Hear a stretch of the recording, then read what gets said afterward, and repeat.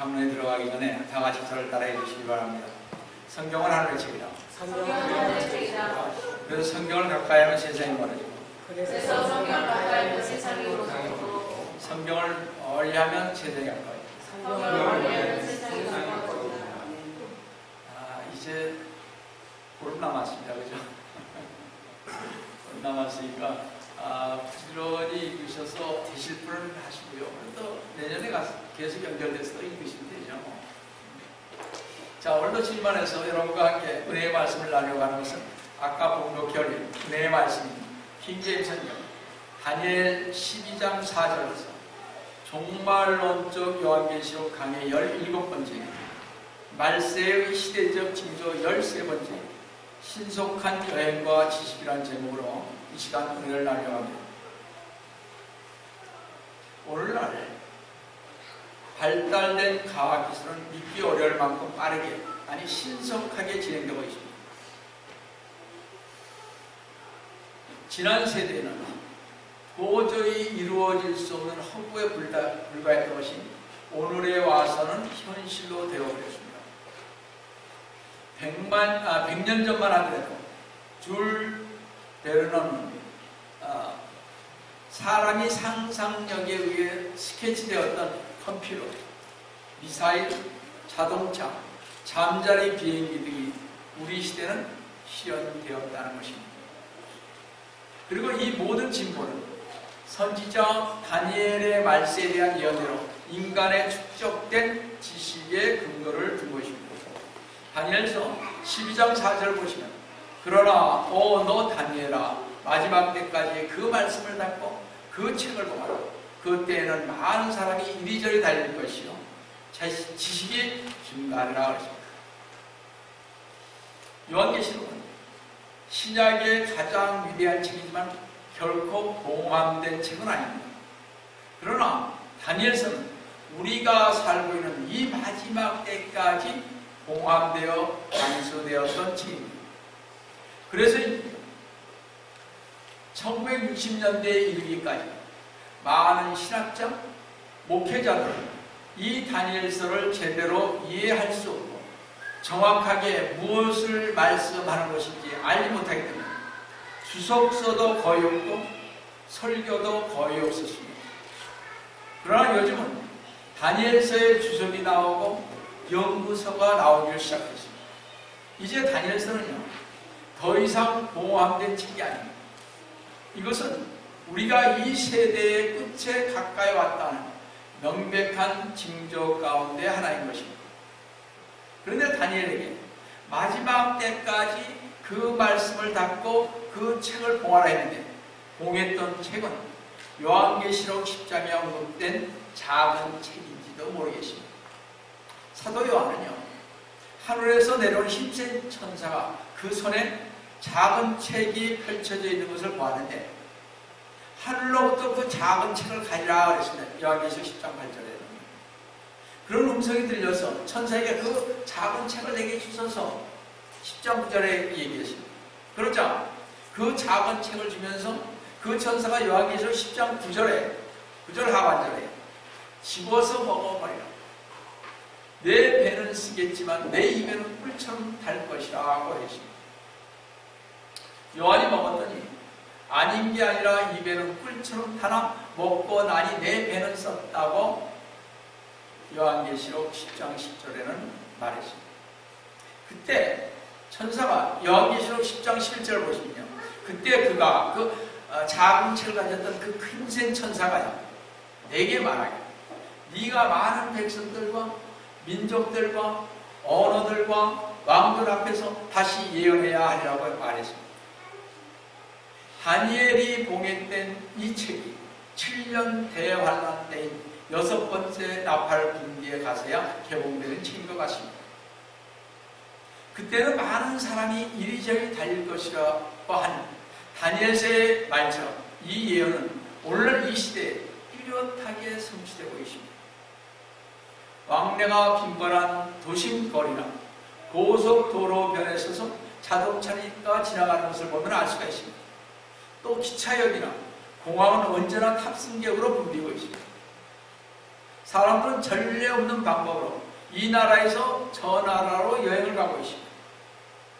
우리가 잘 아는 영국의 발명가 스티븐슨이 증기기관차를 연구했죠.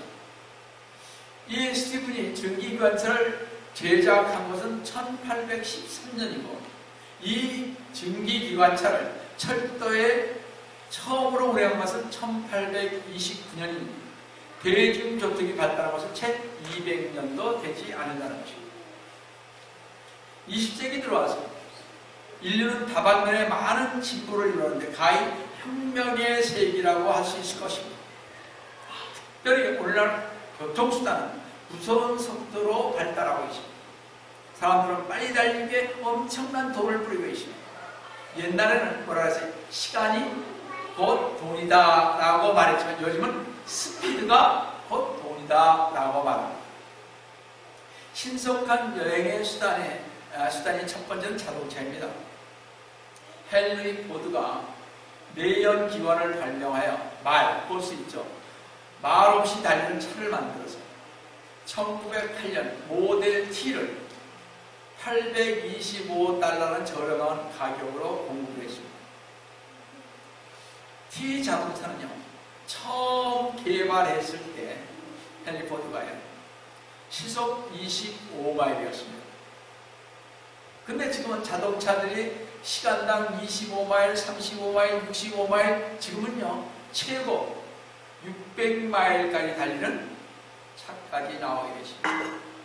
600마일 시간당이요. 그러면은 뉴욕까지 가려면 여기 4,000마일이니까 6, 7, 48 아니죠. 6, 7, 42 그렇죠? 7시간이면 돌파할 수가 있는 것입니다. 자동차로. 감히 상상도 하지 못하는 거리를 단숨에 갈 수 있는 참으로 편리한 세상이 됐습니다. 그렇죠? 이제 자동차는 성인들을 위한 장난감으로서 사치품으로서 보다 좋은 승차감과 멋진 디자인과 빠른 속도를 얻기 위해 천문학적인 금액이 돈을 쏟아붓고 있습니다. 오늘날 각 나라 대도시의 관리들은요, 이 급증된 교통량을 어떻게 감당하냐는 것은 가장 큰 문제를 안고 있습니다. 이 빨리 왕래하고 싶은 사람들의 욕망에 맞춰 그 많은 도로를 만들어낼 수는 없는 것입니다. 또한 이 자동차를 움직이는 석유는요, 이미 전 세계의 경제를 좌지우지하는 하나의 권력이 되어버린 지 오래가 됐습니다. 석유 가격이 오르고 내림에 따라 세계 경제는 그 장단에 맞춰 춤추는 꼭지가 되어버렸습니다. 자동차 기술의 발달로 인류가 편리하고 편안해진 것은 사실이지만 교통사고로 오늘날 수많은 사람들이 죽어가고 있으며 불구가 되고 가정이 불행해지는 삶을 살고 있다는 것입니다. 실제 인류가 그동안 저질렀던 세계 제1차, 2차 대전보다도 자동차로 사망하는 숫자가 적어도 10배는 된다는 것입니다. 미국에서만 한 해에 적어도 5만 명 이상의 사람이 자동차 때문에 목숨을 잃습니다. 부상자까지 합치면 약 20만 명이 됩니다. 지금은 이것도 2015년 통계니까요. 더 하겠죠. 미국에서요, 한 해에 총기로 사망하는 1만 명의 약 5배에 이르는 수치인 것입니다. 그뿐만 아니라 자동차의 발달은 이산화탄소의 배출량을 급격하게 상승시켰습니다. 지구 온난화로 인류의 생존이 위협을 받고 있다고 연일 보도가 되고만 생존의 위협을 받고 있다고 얘기하지만 말이죠. 이 순간에도 자동차에서는 속도를 내기 위해 연구를 하고 하늘을 나는 자동차를 만들기 위해 연구를 계속하고 있다는 것입니다. 그래서 전기차가 나오죠. 앞으로 2030년이 되면 유럽에서는 가스가 들어가는 차에는 사용하지 못하게 될 것입니다. 앞으로 미국도요, 전기차, 더 나아가서는 수소차가 지금 개발되고 있습니다. 세계가 엄청나게 지금 변하고 있습니다. 왜냐하면 이산화탄소 때문에. 그래서 지금 세계는 엄청나게 변하고 있고, 제가 어떤 분한테 요즘 그 교통이 이렇게 그 새로운 차가 나온다고 했더니 어떤 분이 이렇게 얘기를 했습니다. 자동차가 이제는 가다가 배로 가는 것도 있고요. 배로 가고, 지금 그것이 거의 실현됐답니다. 배로 그냥 쫙 간대요. 배같이. 물 위로 쫙. 그러니까 가다가 만약 호수로 떨어졌다. 그러면 그걸 이렇게 해가지고 갈 수 있는 거죠. 그 다음에 또 하나는 그것이 좀 더 해서 수직으로 해서 비행기로 날아가는데 지금 문제가 도로 때문에 그렇잖아요. 이렇게 날아가는 게. 거리가 짧기 때문에 이게 다칠까 봐. 근데 그렇게 안 하고 이제는 이렇게 착륙이 아래 위로 이렇게 수직으로 올라갔다 내려갔다 하는 걸로 자동차 개발된다는 거죠. 그러니까 지금 엄청난 얘기들이 오고 가고 있습니다. 자, 신속한 여행의 수단인 두 번째는 비행기입니다. 1927년 5월 20일 미국의 우편항공기 조종사 찰스 린드버그가 뉴욕을 출발해 33시간 32분 뒤 프랑스 파리에 도착함으로써 세계 최초로 대서양 무착륙 단독 비행에 성공했습니다.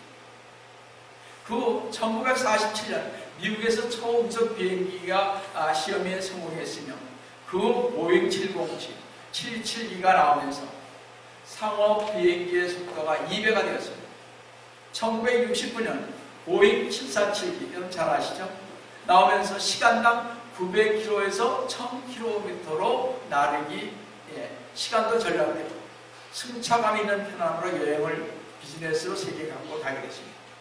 지금이요, 2010년 현재입니다. 지금 보잉에서는 차세대 비행기인 소니 크루저로 마하 1인 1200km로 16,000km를 한 번에 날아갈 수 있게 됐으며, 또 2011년에 상업화하는 보잉 787기는 한 번 주위로 지구를 반바퀴 돌게 되었다고 합니다.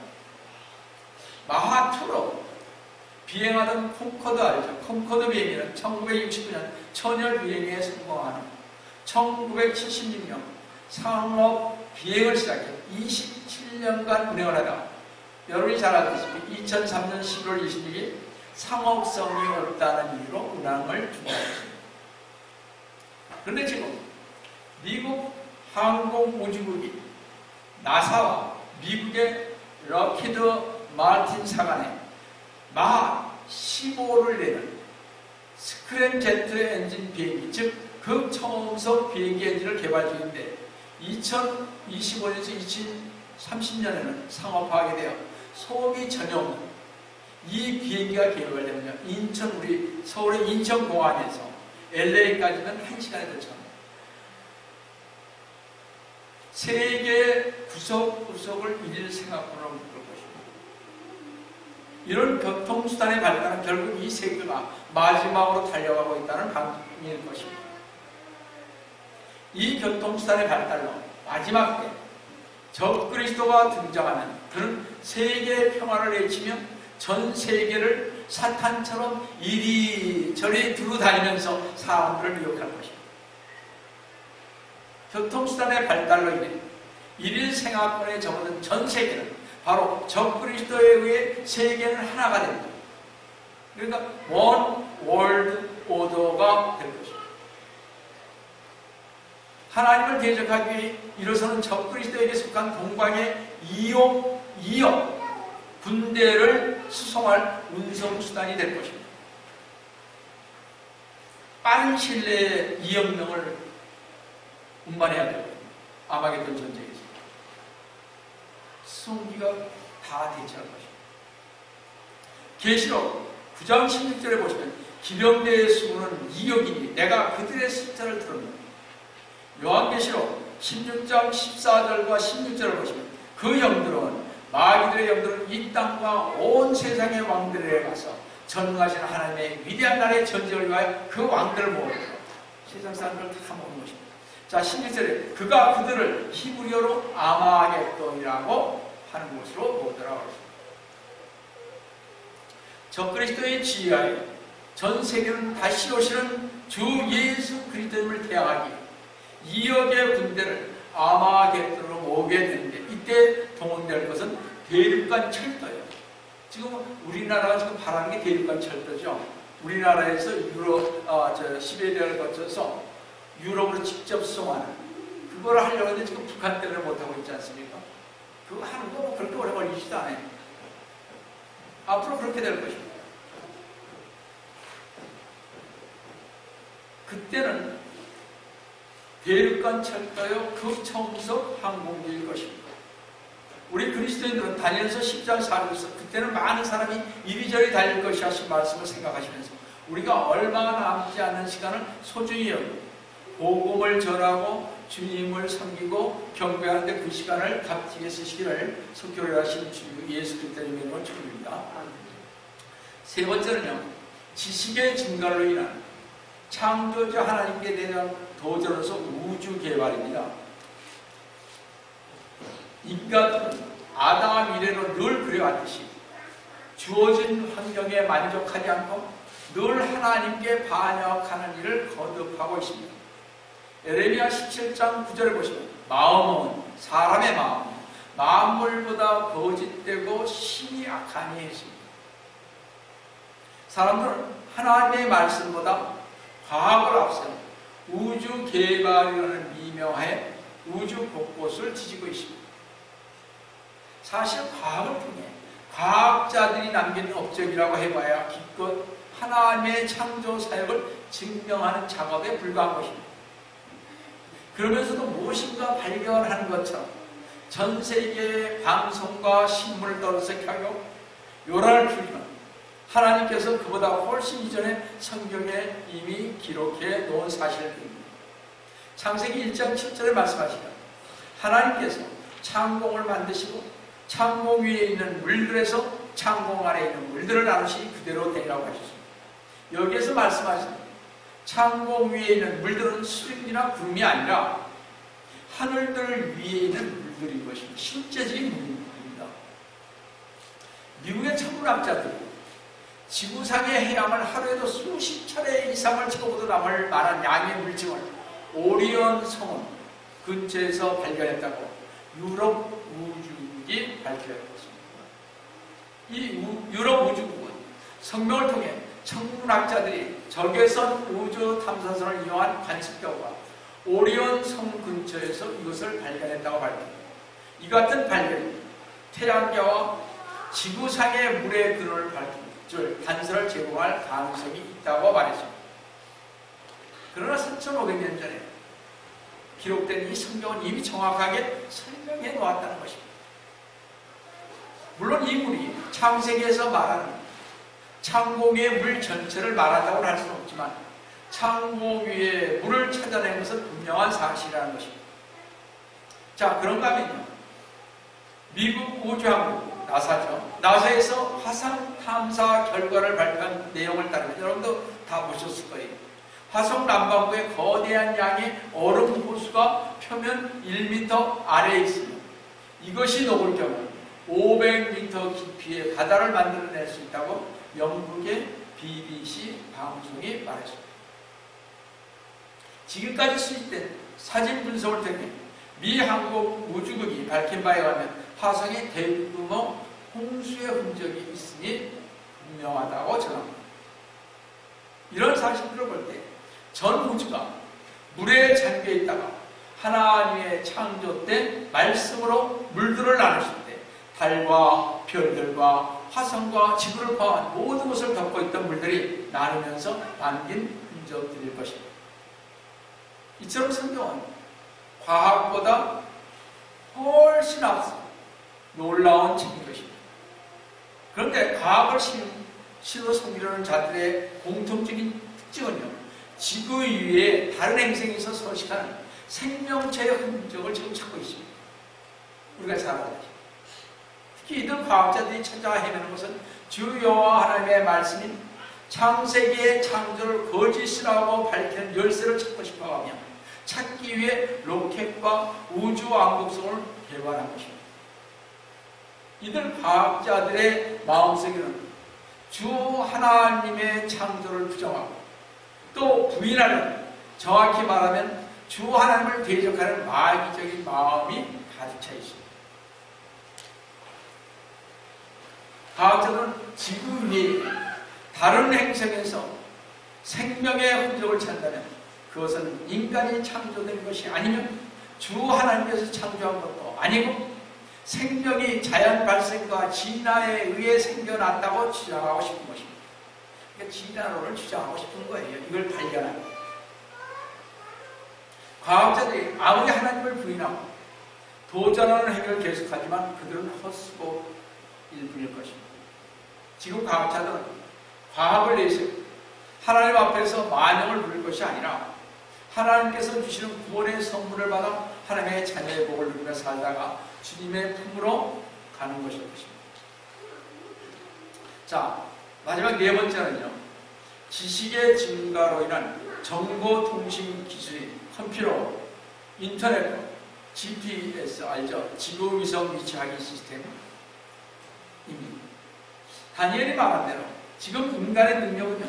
지식이 놀랄 만한 증거가 있습니다. 노아 형수님 BC 4500년으로부터 AD 1800년인 산업혁명이 일어나기 전까지 사이에 인간의 모든 지식은요 꼭 2배가 되었다고 합니다. 그러니까 BC 4500년에서부터 쭉 내려와서 약 1800년, 그러니까 약 6000, 거의 한 6300년까지 겨우 지식이 2배 늘었어요. 그리고 AD 800년서부터 지금 1800년서부터 1900년까지 100년 동안에 인간의 지식은 다시 2배가 늘었습니다. 100년 사이.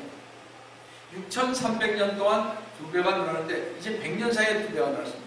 그리고요 1900년부터 1950년까지 50년 동안 인간의 지식은 또다시 2배가 되었습니다. 1950년부터 인간의 지식은 10년마다요 2배씩 증가하니 요즘은 7년에서 또 5년마다 지식이 2배로 증가한다고 과학자들은 말하고 있습니다. 엄청나게 지금 증가하고 있습니다. 2000년 현재 역사상의 과학자 중에 80%가 현재 생존하고 있습니다. 그만큼 많이 증가했다는 거죠. 오늘날 전 세계에 5만 개의 과학 잡지가 발행되고 있고요. 의학 지식은 매 10년마다 부식이 되고 있습니다. 그러니까 옛날에 의학 지식이 이루어졌다면 이제는 그건 다 부식이 되어버린 거죠. 10년마다. 근데 어떤 분은 얘기하기를 앞으로 매년 3, 4년마다 학교에서 배웠던 지식이 다 부식이 될 거라. 자, 의약품의 80% 이상이 2차 세계대전 이후로 개발된 것으로 추정하고 있습니다. 지금은 컴퓨터의 단추 몇 개만 누리면 1955년 이전에 한 사람의 기술자가 일생을 걸러서 이루어내야 할 수 있는 양의를 30분 만에 처리할 수가 있습니다. 또 아폴로 13호가 우주에서 궤도를 이탈했을 때 과학자들이요. 이건 실질적인 사실이면 연필과 종이로 계산하면 과학자들이 100만 년 이상이 걸릴 일을 컴퓨터는요 1시간 반 이내에 계산하면서 다시 이탈했던 아폴로 13호를 본 궤도로 돌아오고 있습니다. 또 컴퓨터는 보잉 747이나 콩코드 비행기를 사람의 보조 없이 조종할 수가 있습니다. 여러분이 잘 알던 벨기움의 25매는 진성, 즉 미스트라 불리우는 컴퓨터가 있는데요. 이 컴퓨터는 전 세계 인류에게 번호를 붙여 성격, 출생지, 출생연도, 현재의 운행 구작, 장차, 종교 등 모든 정보를 넣을 수 있다는 것입니다. 바로 이것은 장차 짐승이라 불리는 적그리 시대에 위에서 운영될 것이라고 말하고 있습니다. 그뿐만 아니라 앞으로 세계 3차 대전은 컴퓨터에 의해 조작되는 전쟁이 될 것이라고 말하고 있습니다. 제가 666 할 때 좀 더 이 컴퓨터의 발달된 과정에서 666이 뭔가를 다시 한번 그때 자세히 말씀드리기로 하고요.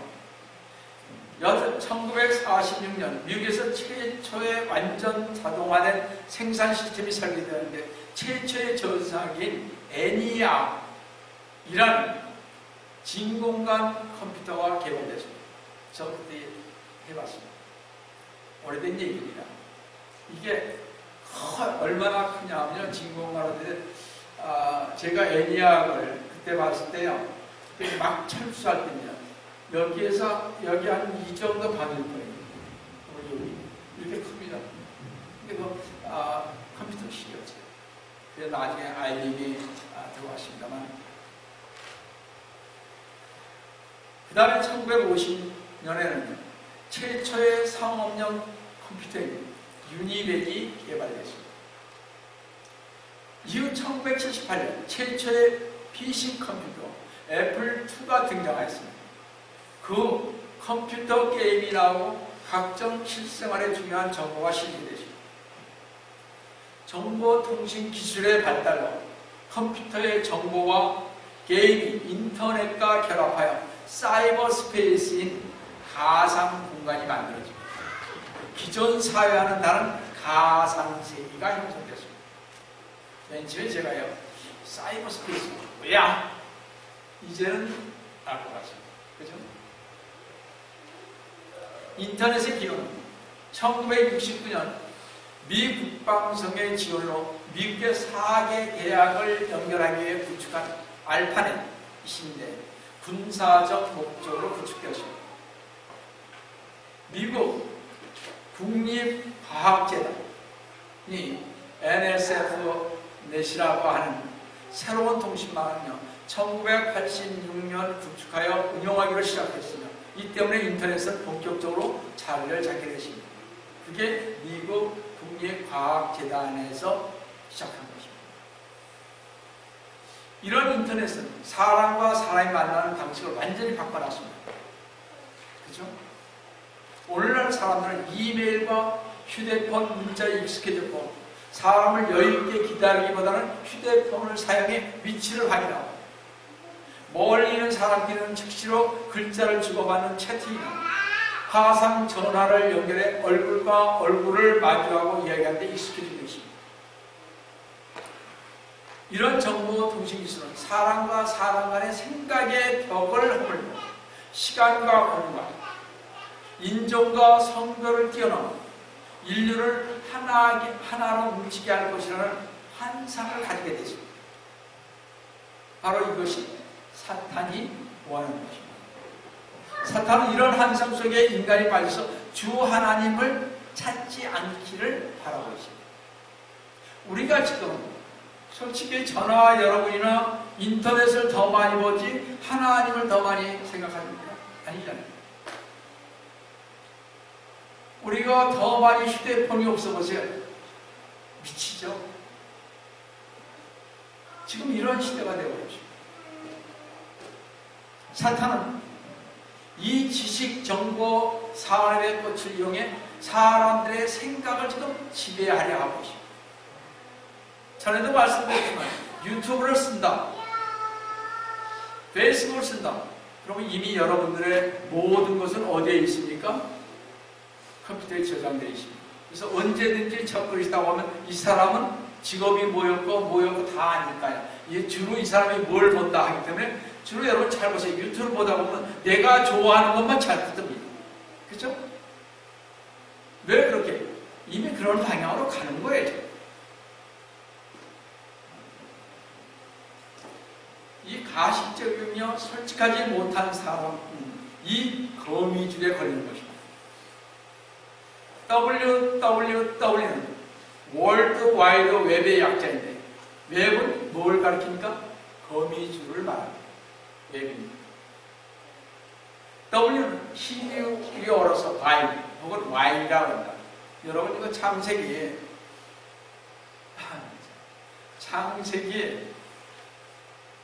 몇 장이죠? 창세기 된다. 시편에 말씀의 장이 있잖아요. 거기 보면 히브리어 알파벳으로 쭉 나와 있습니다. 거기에 6번째가 와인이라고 써 있습니다. 와인 이렇게 됩니다. 근데 이 와인은 6에 해당하는 알파벳이었어요. 6번째 나옵니다. 따라서 WWW는 6인 것입니다.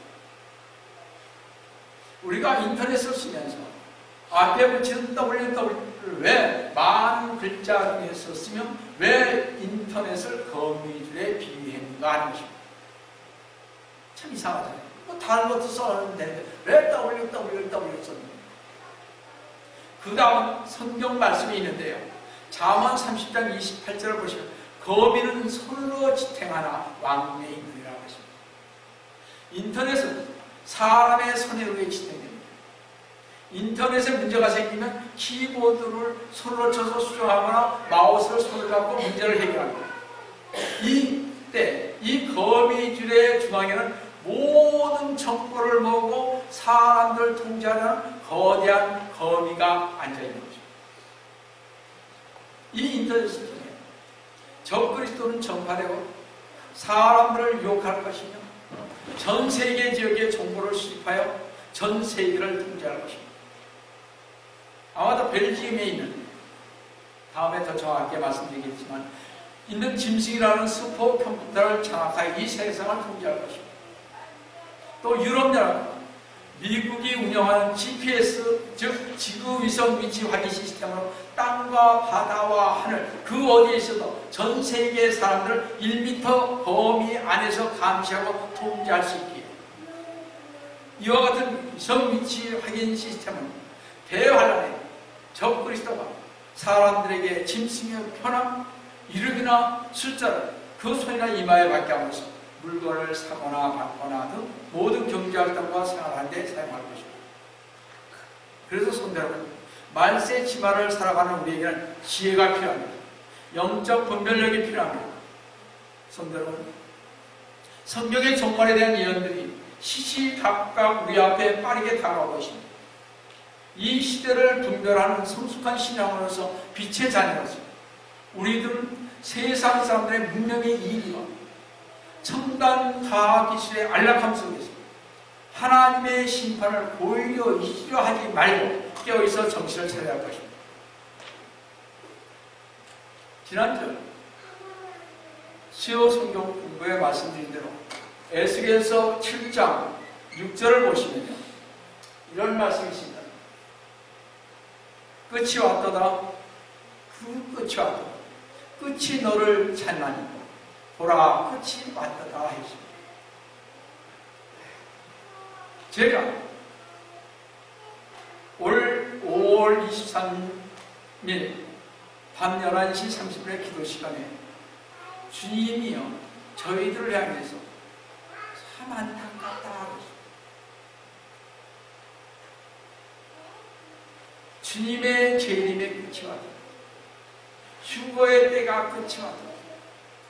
회개하라, 구원의 때가 지금이라고 했습니다. 주님의 재림이 가까이 왔다는 것이 아니라, 이제 주님의 재림이 가까이 왔다는 것이 아니라 곧 온다는 것이 아니라 이제 끝이 왔다고 했습니다. 너는 저한테 말씀을 준 건 아니지만 이 영감이 오기를, 너는 맨날 사람들에게 시대적 징조만 얘기하고 앞으로 얼마나 그렇게 얘기하지 마. 이제 내가 anytime 곧 오는 것도 아니요, 이제 끝이다. 그렇습니다. 그러면서 하시면 이제부터 너가 가르쳐서 자, 주님의 재림을 준비하고 얘기하는 거죠. 그때부터 이제는 준비해라. 제가 오늘 아침에도 같이 이렇게 차를 타고 가는 목사님과 우리 딸이하고 잠깐 얘기했지만, 이제는 기다려서 훈교를 받아야 되는데 이분들이 그런 걸 모르니까 뭐 얘기해봤자 좀 많이 넘기라서 그만 두신가만, 여러분들 뭐 우리 아는 사람만 알고 가야 되겠죠. 맨날 제가 그래서 주님 그때 회개를 참 많이 하십니다. 정말 잘못했어. 곧 온다 그러는데 너는 뭐가 이로 세워지고 뭐가 맨날 그 얘기만 해. 그러니까 사람들이 느긋해졌던 거예요. 그 뭐 제 마음속에 그렇게 왔습니다. 그래서 제가 헬기에 대한 말 자꾸 31번에 대해서 나누지 않습니다. 뭐 여러분이 전 전했습니다. 에스겔 7장 6절에 제가 이때까지 그 말씀을 보면서도 그렇게 잘 몰랐어요. 그냥 넘어갔는데 그날따라 왜 이게 와닿는지. 그래서 제가 지난주 수요일날 에스겔서 7장 한 자였잖아요. 그래서 이걸 했습니다. 이제는 끝이 왔구나. 그 끝이 왔구나. 그 끝이 모르면 너를 찾나니. 여러분, 주님이 찾는 여러분 되시길 바랍니다. 보라, 끝이 왔구나. 성도 여러분, 갑작스러운 멸망이 임하지 않도록 마지막 때를 준비하시는 우리 성도 여러분 되시길 속해 오게 하신 주 예수 그리스도의 이름으로 축원합니다. 같이 기도하겠습니다. 사랑의 하나님 아버지, 힘을 진심으로 감사드립니다. 이 마지막 때에 살고 있는 저희들을 향하여서 이제 때가 왔다. 곧이 아닌 바로 끝이 왔다 하신 우리 주님, 저희들을 주님 꼭 붙잡아 주시어서 은혜 가운데 주님 앞에 설 수 있도록 주님 도와주시기를 원합니다. 오늘도 주님께서 저희와 함께 해주시면 감사하고 주의 손 받들어 간절히 기도드립니다.